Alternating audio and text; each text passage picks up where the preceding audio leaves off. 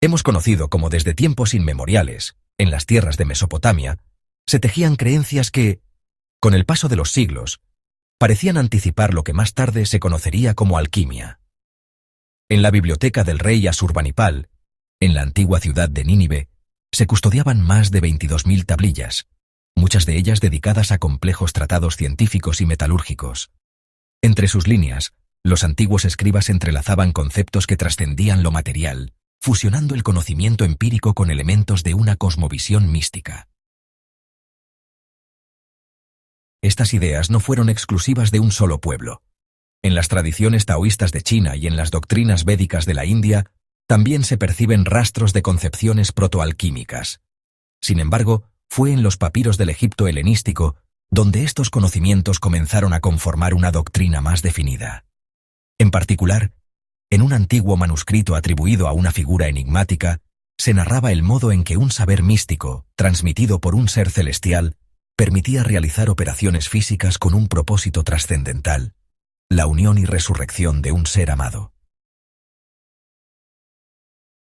Con ello, se demostraba el dominio sobre un proceso que iba más allá de la simple manipulación de los elementos, para adentrarse en la transformación misma de la existencia.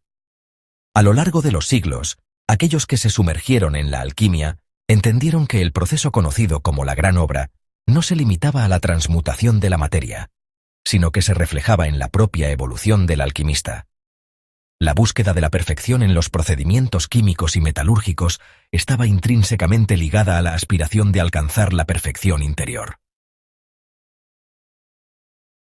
Este principio se hallaba presente en la mayoría de los textos clásicos, en los que se hacía hincapié en la correspondencia entre la obra externa y la interna. Diversas ramas del conocimiento alquímico surgieron con el tiempo, cada una enfatizando distintos aspectos de esta transformación: la alquimia de laboratorio, la espiritual, la filosófica y otras variantes que compartían un mismo propósito unificador. Los registros antiguos muestran que tanto en la Antigüedad como en la Edad Media y el Renacimiento, los alquimistas trabajaban sobre sí mismos, convencidos de que la transmutación no solo alteraba su propia naturaleza, sino que también tenía repercusiones en la totalidad del universo. Los símbolos y diagramas que han llegado hasta nuestros días refuerzan esta idea. En los esquemas atribuidos a Paracelso, por ejemplo, el azufre, el mercurio y la sal no eran simplemente sustancias químicas, sino principios esenciales de la existencia que el operador debía equilibrar para generar transformaciones tanto materiales como inmateriales. Se creía, además, que el acto de la transmutación no solo tenía un impacto personal, sino que alcanzaba una dimensión cósmica, afectando incluso la percepción del tiempo. Este concepto se entrelazaba con nociones de la tradición gnóstica, donde se describía un proceso de ascensión espiritual a través de 7 esferas planetarias. La última de ellas, la más distante, era representada por un círculo serpentino, el anillo ofídico de Saturno. Esta barrera simbólica separaba el alma de su origen divino, custodiada por una entidad enigmática que en diversas doctrinas adoptaba múltiples nombres: Saturno, Cronos, Zurban o incluso Abraxas.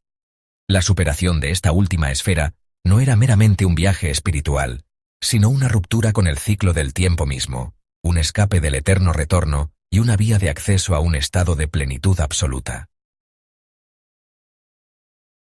El gnosticismo, al igual que la alquimia, consideraba la existencia terrenal como un exilio, un lugar de oscuridad donde el ser humano estaba sujeto a los influjos astrológicos y los decretos de los poderes cósmicos.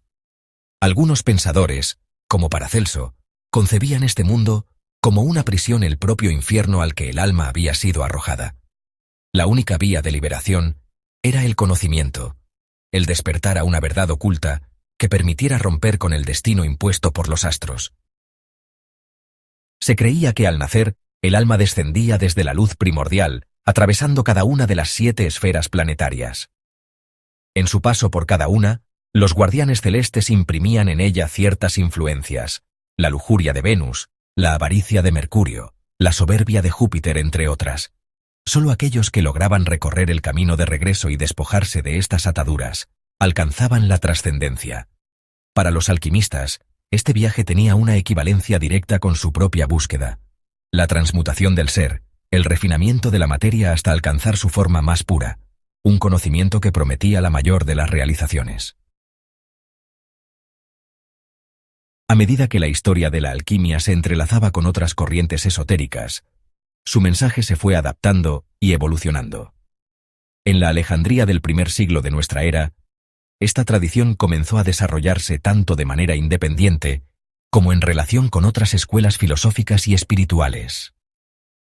Se integró a la tradición cristiana gnóstica, diferenciándose progresivamente del cristianismo ortodoxo. En su núcleo, sin embargo, permaneció inalterable la noción de que la verdadera transmutación no era solo una cuestión de metales, sino de la propia esencia del ser humano. El término griego gnosis hace referencia al conocimiento, pero no en un sentido meramente intelectual, sino como una experiencia mística directa, similar a la que se buscaba en las antiguas escuelas de misterio paganas. Entre las más influyentes de la época se encontraban los misterios seleucidas, los órficos y los rituales mistéricos de Mitra. Según diversos historiadores y mitólogos, el cristianismo primitivo emergió como una escuela de misterio hebrea, que debido a la reputación de los hebreos en el mundo clásico como poseedores de poderes mágicos, facilitó su expansión en diversas regiones, especialmente en Egipto. En este contexto, el cristianismo inicial fue aceptado en parte por sus similitudes con los mitos de Osiris, Isis y Horus, los cuales predominaban en los siglos previos al inicio de nuestra era.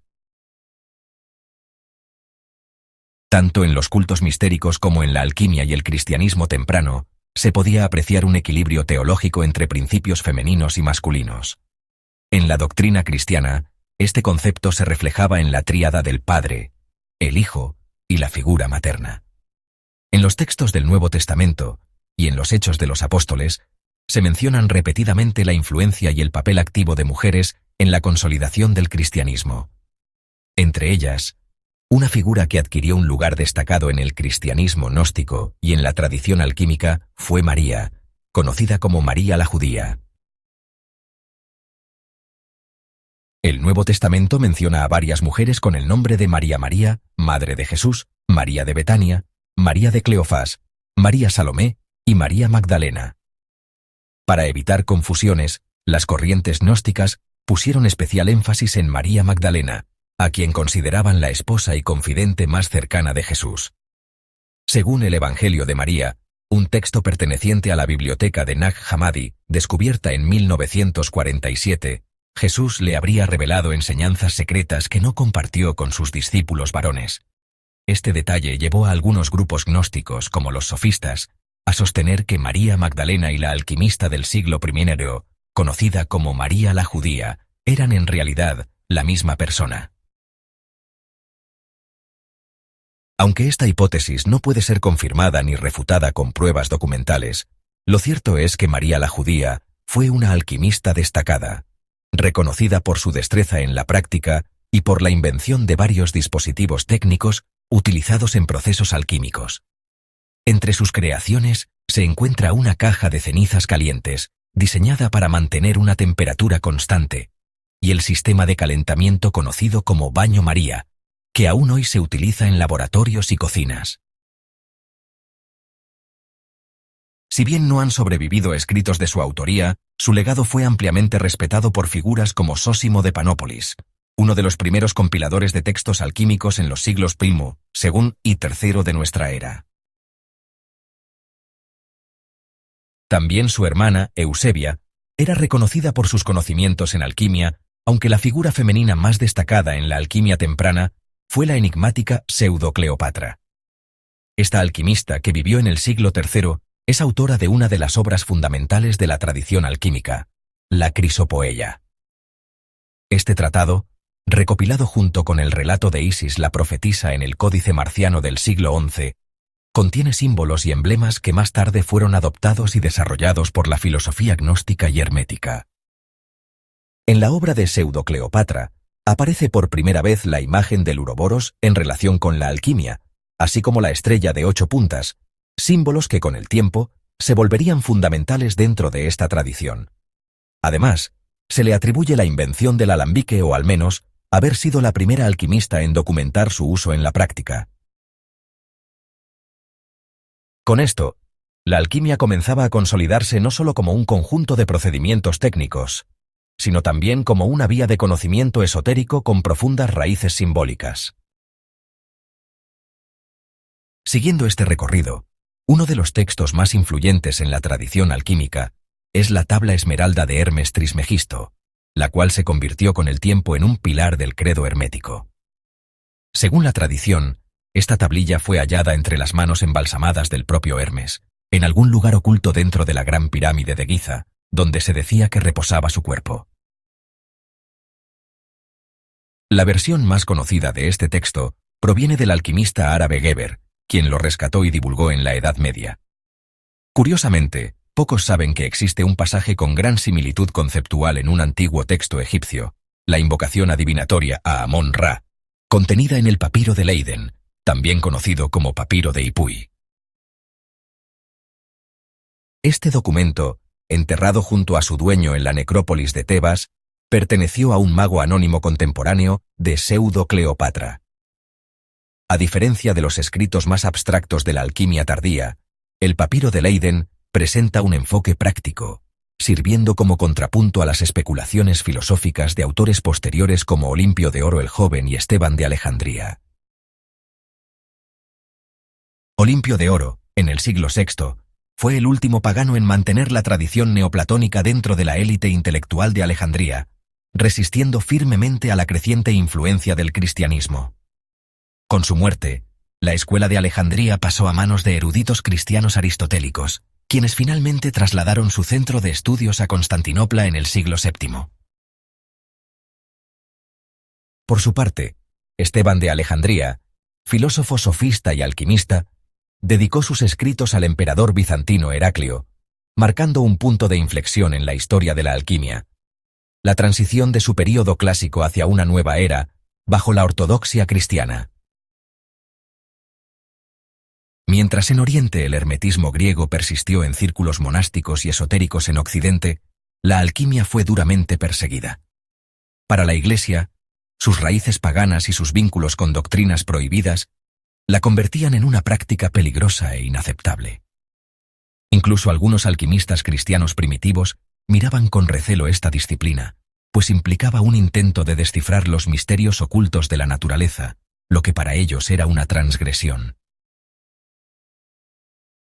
No es de extrañar entonces que los propios alquimistas afirmaran que sus conocimientos provenían de los ángeles caídos, aquellos que, según los relatos apócrifos, entregaron saberes prohibidos a la humanidad en tiempos antiguos. De esta manera, la alquimia se convirtió en un acto semejante al del Edén, comer del fruto del árbol del conocimiento con plena conciencia de sus implicaciones. Esta visión se reflejó con fuerza en la alquimia posterior.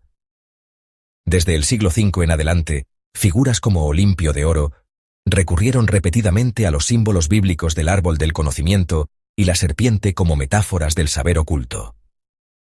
Paralelamente, en ciertas corrientes gnósticas, como la de los sofistas, se llegó a venerar a la serpiente del Edén como el portador de la verdadera sabiduría, aquel que liberó al ser humano del yugo del demiurgo. Con el tiempo, estos símbolos se consolidarían como algunos de los más apreciados dentro de la tradición alquímica, donde la transmutación no solo era un proceso material, sino también un sendero espiritual hacia la iluminación y la trascendencia. En las persecuciones de los siglos V y VI, muchos de los textos herméticos y alquímicos fueron destruidos o quedaron ocultos en círculos restringidos. Sin embargo, en Constantinopla se logró preservar parte de este conocimiento. A pesar de la presión cristiana, algunos intelectuales bizantinos continuaron estudiando textos paganos griegos, copiando y comentando obras de Platón, Aristóteles y los tratados herméticos. En particular, la compilación de escritos atribuidos a Hermes Trismegisto permitió que su influencia persistiera en los monasterios y en la corte imperial, aunque en un contexto cada vez más controlado por la ortodoxia cristiana. Mientras tanto, en Egipto y Anatolia, pequeños grupos esotéricos continuaron practicando sus rituales y transmitiendo sus enseñanzas en el más absoluto secreto. Se dice que en estos círculos se conservaron fragmentos de la sabiduría de Alejandría, integrándose a prácticas que mezclaban alquimia, astrología y antiguas creencias mistéricas. En estos refugios ocultos, la tradición hermética no desapareció por completo, sino que se transformó en una corriente subterránea, esperando su momento para resurgir.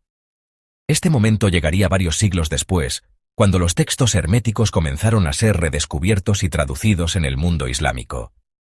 Con la expansión del califato y el auge del saber en ciudades como Bagdad y Damasco, los eruditos musulmanes emprendieron una vasta labor de recopilación y traducción de textos antiguos.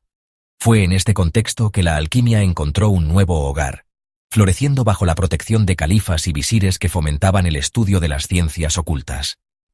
Figuras como Jabir ibn Hayyan, conocido como Geber en Occidente, se convirtieron en los nuevos guardianes de la alquimia, reinterpretando sus principios a la luz del pensamiento islámico. En sus escritos, la alquimia no solo era vista como un arte de transmutación de metales, sino también como una disciplina espiritual que reflejaba la perfección del cosmos. Gracias a este renacimiento islámico, el conocimiento hermético logró sobrevivir al oscurantismo de Occidente, y siglos más tarde regresaría a Europa para encender la llama del esoterismo renacentista. Así, lo que parecía una tradición perdida, resurgió en el momento menos esperado, demostrando que el conocimiento, incluso cuando es perseguido y prohibido, siempre encuentra una manera de perdurar en la memoria de la humanidad. La alquimia, más que un simple conjunto de procedimientos químicos o especulaciones filosóficas, se revela como un sendero de transformación tanto material como espiritual. A través de los siglos, su esencia ha trascendido prohibiciones y destrucciones, ocultándose en la sombra cuando era perseguida y resurgiendo en distintos tiempos y lugares, adoptando nuevas formas sin perder su núcleo esencial. Este viaje de la alquimia refleja el propio camino del adepto, una búsqueda constante de perfección, iluminación y trascendencia. Desde las tablillas mesopotámicas hasta los manuscritos herméticos, desde las escuelas místicas de Alejandría hasta los laboratorios de los alquimistas islámicos, el conocimiento ha fluido como un río subterráneo, escapando de las estructuras dogmáticas que pretendieron contenerlo. En cada etapa de su historia, la alquimia ha sido un puente entre lo visible y lo invisible, entre la materia y el espíritu, revelando que la transmutación no solo ocurre en los metales, sino en el alma misma del buscador. Tal vez, la mayor lección de esta tradición olvidada sea que la verdadera obra alquímica no radica en la obtención del oro o la inmortalidad física, sino en la expansión de la conciencia y la reintegración con lo divino. Así como la gran obra requiere paciencia, disciplina y entrega, el espíritu humano solo puede alcanzar su máxima expresión cuando logra armonizarse con los ciclos de la naturaleza y los misterios del cosmos. En última instancia, la alquimia nos recuerda que el conocimiento no se posee, sino que se experimenta y que el verdadero oro no es el que se forja en el crisol, sino el que se enciende en el corazón del iniciado.